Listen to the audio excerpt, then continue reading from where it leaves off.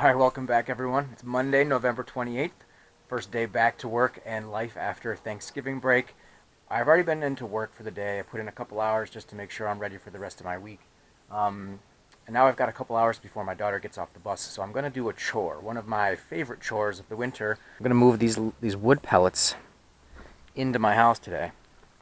And the way I do that is I load them into a wheelbarrow, and then I wheel them up my bluestone walkway. So first I'm going to lay down some cardboard from old,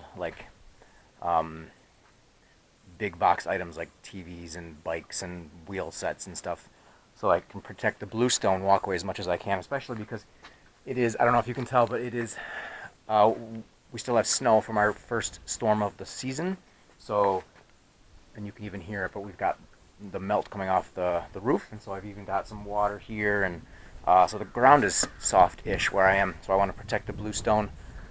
And then what I do it in two steps. I bring the pellets by wheelbarrow into this entryway of my house. I pile up the wood pellet bags over here, and then their permanent home is down in the basement. So then I take them in a second step. I take them down the stairs and into the landing area.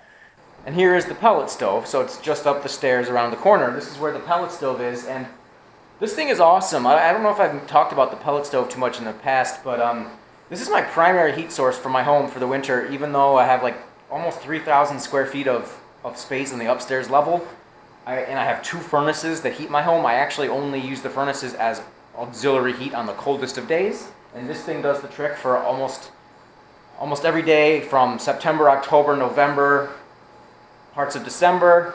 I keep it going full blast all winter, and then I supplement it with the furnace, and then I'm back to just the pellet stove for probably March, April, May. So this thing it's a workhorse, does a great job. The wood pellets are cheaper, they're a renewable resource, they're not as polluting. You can make an argument either way for that, but either way, I want to take a little vlog today about the process of bringing those wood pellets into my house. It's my chore for the day. It's what I'm going to do for the next 2.5 hours, so enjoy.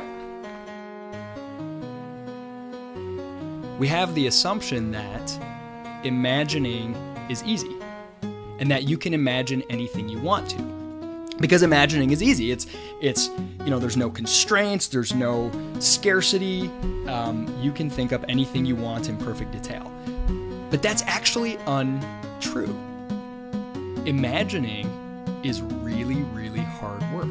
I think this way of treating imagining and imagination as if it is a trivial thing, a plaything, something easy, something that you do when you're just sort of lazy, or when you don't want to do real work, you just imagine.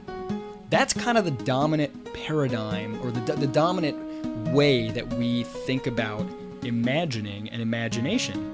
And I think it's really damaging and really incorrect. Genuine engagement of the imagination is really, really hard work. And I think we don't do it nearly enough. We need to imagine more, imagine harder, imagine better, imagine as a discipline, imagine as work. Put our whole self into it. This is my leftover wood pellets from last season. I had them all the way through the summer, all fall. I've been using them since October and November. I had about, 60 or so bags, so just over a ton. By the way, a ton of pellets is 50 40-pound bags. It's 2,000 pounds. But here's one stack, which actually I'm not going to use. I'm going to stack it over here. These, I now have two other empty stacks. And then what I'll do is I'll use up the rest of last year's first, and then I'll dip into the new stuff. When I've got enough space, sometime later in the winter, I'll bring in the other 2 tons on like another day where it's kind of a warm day, a break in the winter, and I'll get a chance to do that. The subconscious mind was only able to present those aha moments because those individuals had given the subconscious mind so much material to work with through conscious reflection and effort, through focused imagining. So you engage your conscious mind, you imagine, you push yourself to imagine more, treat it as work. And then when you're tired out and your brain needs a break, and you truly rest your brain and your mind and engage in some other activity, now you allow your subconscious to work with all the material you've generated. But basically, that's 1 ton. I've got 3 more. Now, I'm probably going to do 1 more today. I'll keep stacking this up, and I'll start the next pallet it's not that bad. I mean, it's a lot of steps. It's a lot of labor for one person, but it's not that bad. When I'm really focused and I'm trying to put some pace into it, I can do about 1 ton in about 45 minutes.